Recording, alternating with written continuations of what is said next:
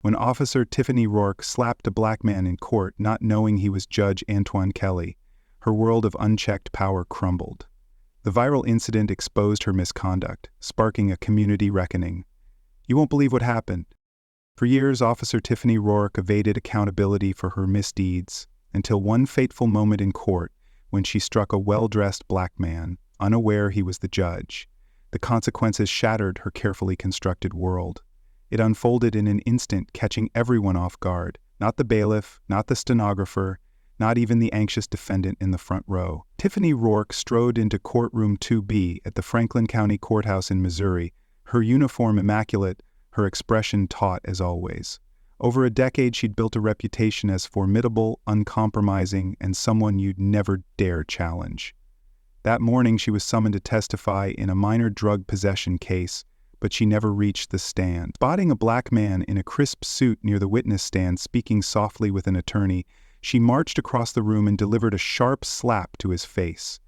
The sound reverberated like a gunshot, followed by a collective gasp. Papers fluttered to the floor, a pen clattered, and time seemed to freeze. The man didn't react with anger. He didn't shout or retaliate. Instead, he straightened his tie, lightly touched his cheek, and fixed Tiffany with a steady gaze. "I am Judge Antoine Kelly," he said, his voice calm but commanding, "and I preside over this courtroom." The silence that followed wasn't just shock, it was a crushing weight. Every eye turned to Tiffany, whose face drained of color, her expression like someone who'd just stepped into quicksand. She blinked rapidly, her lips twitching as if words were stuck in her throat. The bailiff, uncertain, fidgeted by the door. A young public defender nearby discreetly pulled out her phone, recording as others in the room followed suit. Within moments, at least 4 devices were capturing the scene. Tiffany stammered, "I thought he shouldn't have been," but her words faltered, meaningless against the reality. Judge Kelly addressed the stunned courtroom. "We'll take a 10-minute recess," he announced, then walked to his chambers, his face impassive, his steps measured. The room remained paralyzed. Nobody knew whether to move or stay. Tiffany stood rooted, her hand, the one that struck, quivering faintly. The prosecutor leaned in, his voice a harsh whisper. "You just attacked a judge." Tiffany's eyes widened, her breath shallow, as if the ground had vanished beneath her. "You can't." News spread like wildfire. Reporters covering an unrelated gang case flooded the hallway, alerted by trembling interns who'd fled the courtroom. By midday, the unedited video had exploded online, raw and unfiltered, showing a white officer in uniform striking a black judge in open court. Most captions were blunt. "Officer slaps judge, doesn't know he's the judge." Some doubted its authenticity, suspecting a stunt, but the footage was too visceral, too unpolished, with the chaotic authenticity of real life. No music, no cinematic flair, just pure, unscripted tension. The public's reaction was swift. Lawyers, activists, and former defendants flooded social media with stories, some recognizing Tiffany instantly, others by her notorious reputation. Judge Kelly, however, remained silent. He issued no statements, gave no interviews, and didn't hint at lawsuits. He simply returned to his desk, reviewing case files as if the incident hadn't occurred. But the world knew something seismic had happened, a shift from which there was no return. As the video went viral, a new question emerged. Who was Tiffany Rourke really? Beyond Franklin County, her name was obscure, but within the police force, she was a legend, feared rather than respected. Rising quickly from the academy in her early 20s, she moved from patrol to narcotics to a high-risk neighborhood task force. Medals adorned her record. Her face graced department bulletins, and she spoke at police conferences. Yet beneath the accolades and photo ops lay a darker truth, hidden from public view. It began with small acts: a black driver fined for a broken taillight, punished further for protesting, his complaint buried. A Latina mother's car was searched without reason outside a store. When her young daughter questioned it, Tiffany snapped, "Your kind should know better." The mother's report vanished. Then came a near-public scandal, a video of Tiffany berating 2 black teens for loitering outside a shop, only for the footage to disappear after their arrest for resisting. A grainy video once captured Officer Tiffany Rourke berating 2 black teens outside a convenience store, accusing them of loitering. One boy recorded her tirade, but the clip vanished after their arrest for resisting. Whispers echoed through precinct locker rooms and courthouse hallways. Tiffany hurled slurs when she thought no one of consequence was listening, and intimidated junior officers who dared question her reports.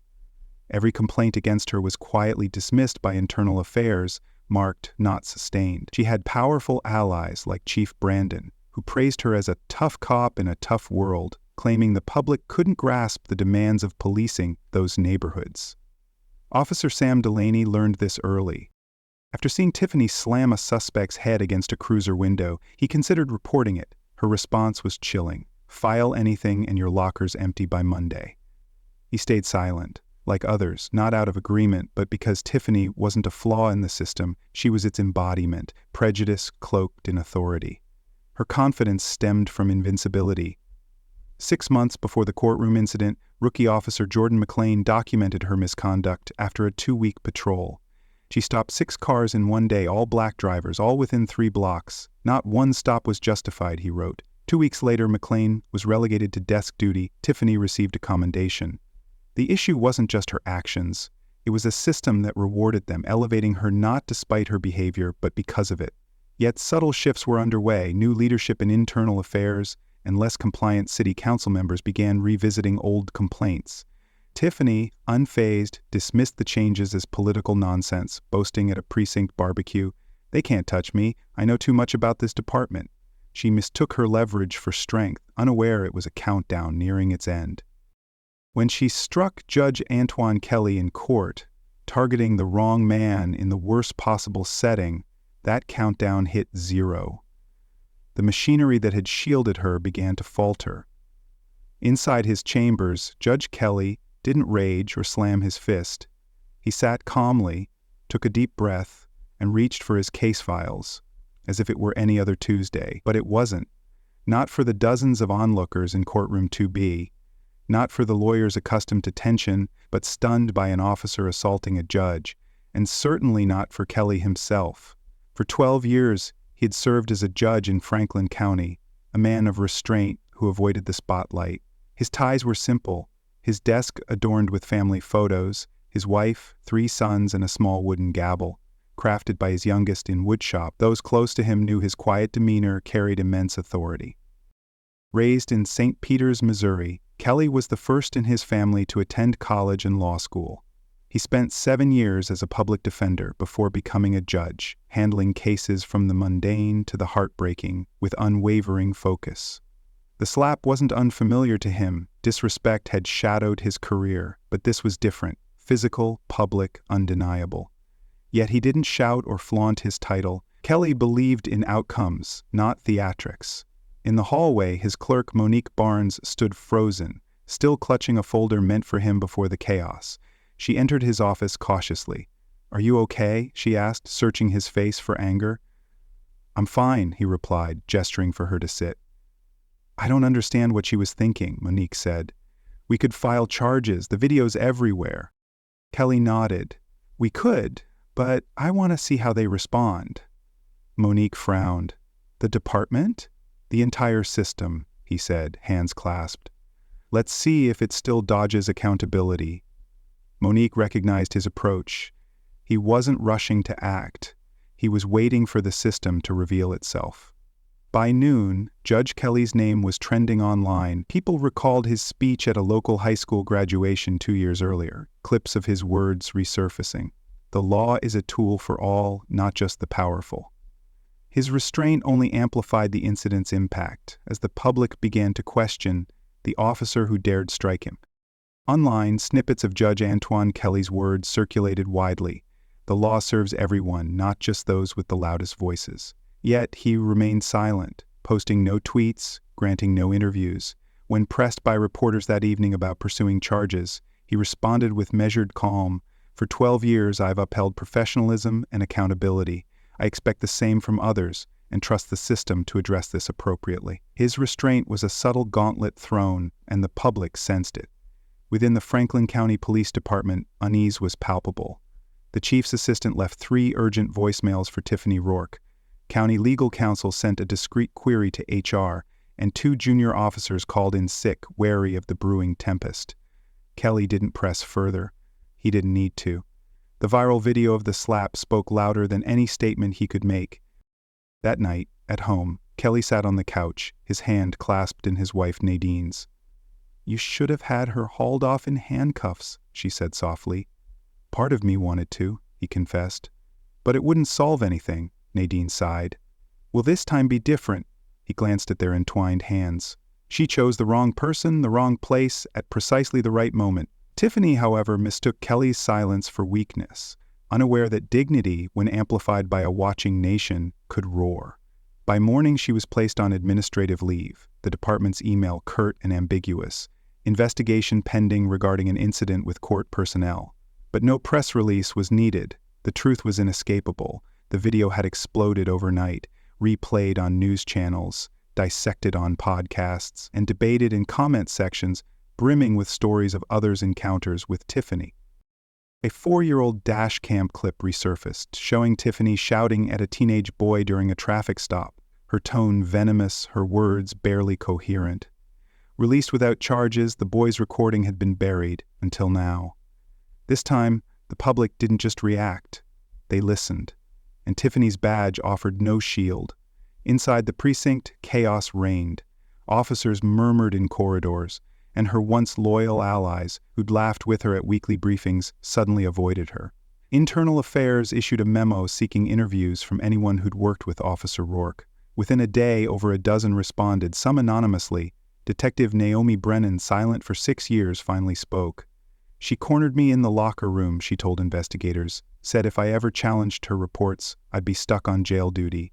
Another officer, a former cadet now on patrol, recounted Tiffany planting a flashlight under a suspect's seat to justify a search, calling it insurance. No one would question.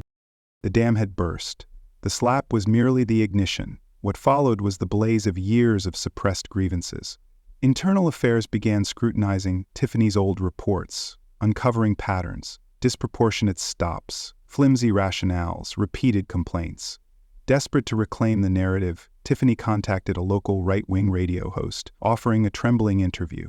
She claimed Judge Kelly seemed threatening, making a sudden move. The excuse fell flat, even her usual supporters hesitating. The host abruptly ended the segment saying, "We'll wait for more details." Then came a devastating blow, an email from her union lawyer. "Due to a conflict of interest, I can no longer represent you." In plain terms, she was toxic. Her inbox flooded with messages from reporters, her friends went silent, and her daughter, 19-year-old Avery, a college freshman, sent a single text. "Why did you do that, Mom?" Alone in her kitchen, Tiffany stared at her service medals above the fridge, their gleam now tarnished, as if they belonged to someone else. She clung to her defense, muttering to herself, "He looked like a criminal standing there acting like he owned the place." But beneath her defiance, she knew it wasn't about Kelly's suit or stance. It was her reflex, the one she'd never questioned, the one that earned her promotions, fear, and respect, but never accountability. That reflex had become her undoing. 2 days later, the Franklin County Police Department held a rare press conference, the first in 15 years, signaling the magnitude of the crisis Tiffany had unleashed. At the Franklin County Police Department's press conference, the chief stood beside legal advisors, his words stark and unyielding. "We do not endorse Officer Rourke's actions in the courtroom. An internal investigation is underway, and we are treating this with utmost seriousness." He offered no praise, no mention of her service, no hint of defense, just cold, detached facts. Tiffany watched from her living room, the television screen mirroring the nation's gaze. She thought the silence from her colleagues was the worst of it, but she was about to learn what happens when the foundation of her power crumbles, piece by piece. Once, Tiffany strode through the precinct with unchallenged authority. Now, the few who met her eyes did so fleetingly, nervously, as if proximity to her was a liability. Her iron hold on the department had dissolved, leaving an uneasy void, like a toppled statue with its pedestal still standing.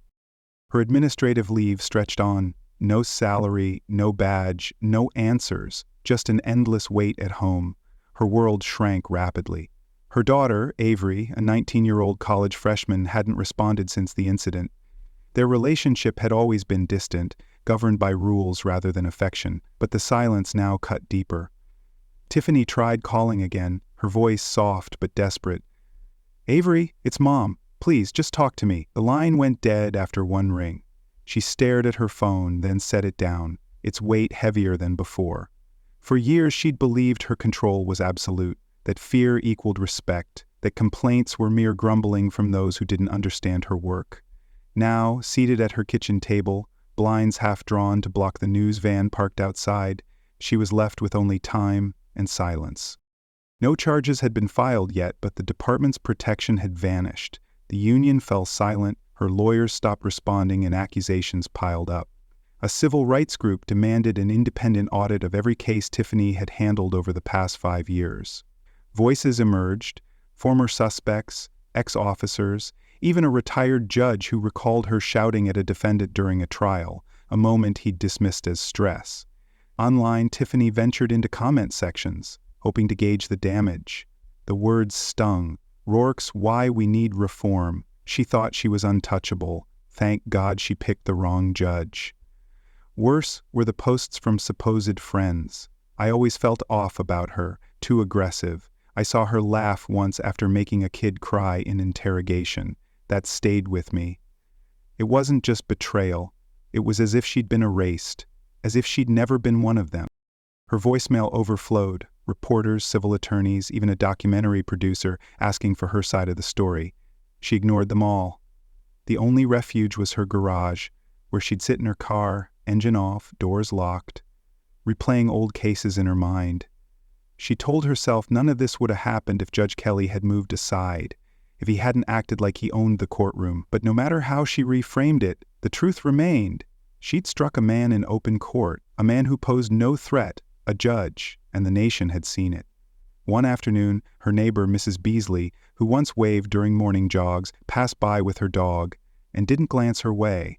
That small rejection hit harder than any headline, a quiet dismissal that lingered longer than media frenzy. Late that night, Tiffany scrolled through an old precinct photo on her phone, a group shot in front of the department's sign. She zoomed in on herself, sunglasses, smirking, hand on hip. She'd felt invincible then. Now, she saw only hubris. Just when she thought she'd hit rock bottom, a letter arrived, summoning her to a public hearing. It would lay bare her actions and force her to confront the man whose silence had already unraveled her legacy, Judge Antoine Kelly, whose restraint had proven more powerful than her defiance. On a Thursday morning at 9:30 a.m., the Franklin County Municipal Assembly Hall buzzed with anticipation. The choice of venue signaled this was no discreet inquiry. It was a spectacle meant to be witnessed.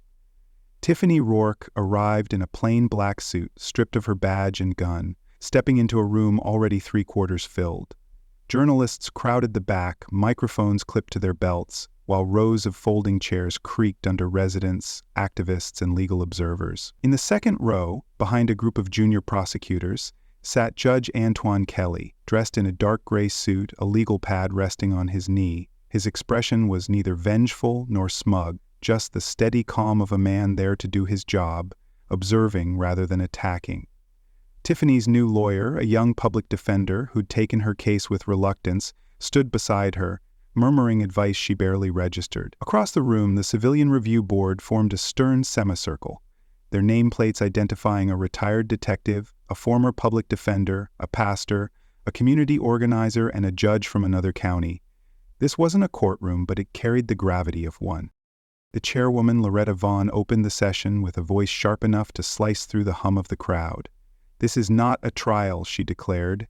"It's a public review of Officer Tiffany Rourke's conduct, past and present, to determine her fitness to serve in law enforcement." Tiffany stiffened at fitness to serve, as if the possibility of continuing her career hadn't already slipped away, as if this weren't the final rites for her professional life. The hearing began with the courtroom footage displayed on a small screen, its muted audio failing to convey the moment's full weight but leaving no room for doubt. The slap, the stunned silence, Judge Kelly's composed response. Testimonies followed. Officer Naomi Brennan delivered a chilling account of a threat Tiffany made 6 years prior, her tone icy but resolute. 2 former arrestees spoke next, detailing how Tiffany's name appeared on their arrest records despite her absence from the scene. Her signatures, unexplained. Witness after witness took the stand, while Tiffany sat rigid, her gaze fixed forward, betraying no emotion. Near the session's end, Vaughn called Judge Kelly to speak. He rose without notes or his legal pad, buttoned his jacket, and addressed the room. "I won't rehash what we've all seen, it's public record," he began.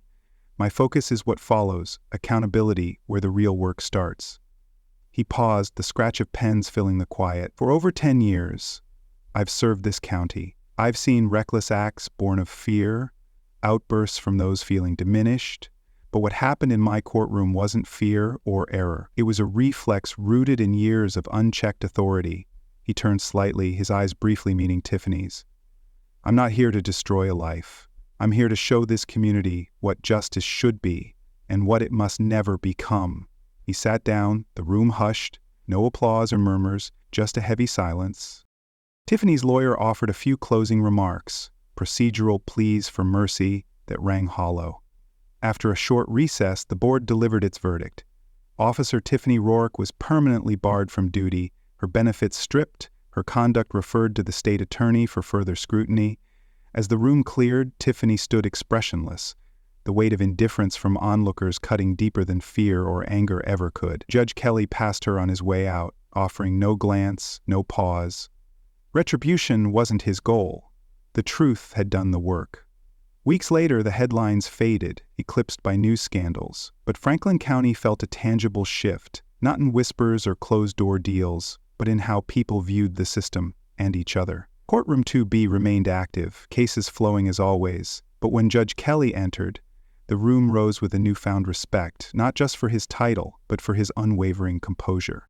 He sought no spotlight, demanded no accolades, and continued his work. One afternoon, after a juvenile hearing, a young public defender stopped him in the hall. "How did you stay so calm that day?" she asked hesitantly. Kelly paused, then replied, "I refused to give her what she expected."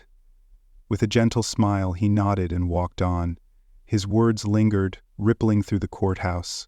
Officers attended revamped bias training with real substance. A community board gained genuine authority, and old case files were reopened, not all, but enough to signal change. Tiffany, meanwhile, slipped into obscurity, quietly selling her home and relocating 3 counties away. Tiffany Rourke retreated from the public eye, offering no interviews or statements. She took a low-profile job in private security for a shipping firm, her name fading from headlines, appearing only as a brief mention in editorial columns. There was no dramatic comeback, no path to redemption. Her fall wasn't instantaneous, but what she lost was her core currency, control.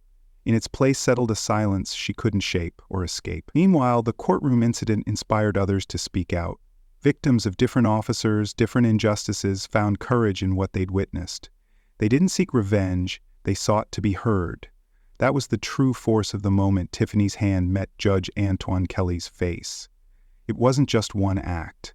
It marked the public unraveling of a hidden pattern, and Franklin County's residents recognized it.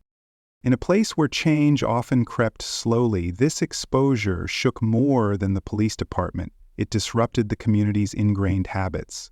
2 months later, at a town hall, an elderly woman rose, her glasses slipping as she spoke with unwavering clarity.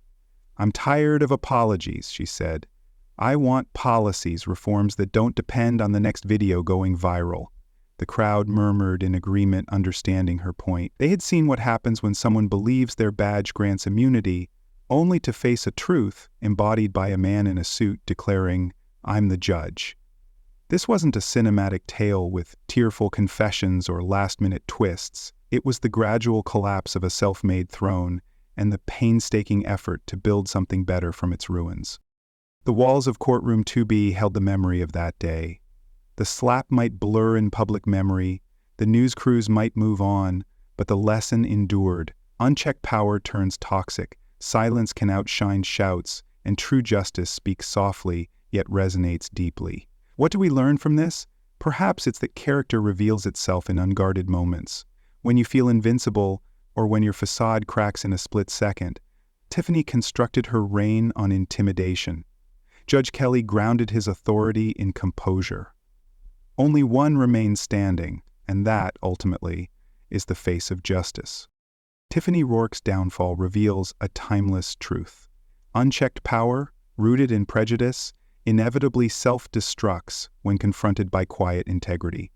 Her slap against Judge Antoine Kelly wasn't just a mistake, it exposed a pattern of abuse enabled by silence. The lesson? Accountability begins when we refuse to let injustice slide, whether in workplaces, communities, or systems. In daily life, this means speaking up against bias, supporting those unfairly treated, and holding power to account no matter how small our voice seems. Judge Kelly's restraint shows that dignity can outshine aggression, inspiring us to act with principle over impulse. Thank you for engaging with this powerful story of justice.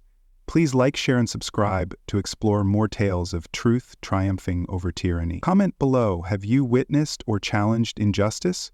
Share your story to keep this vital dialogue alive and drive change together.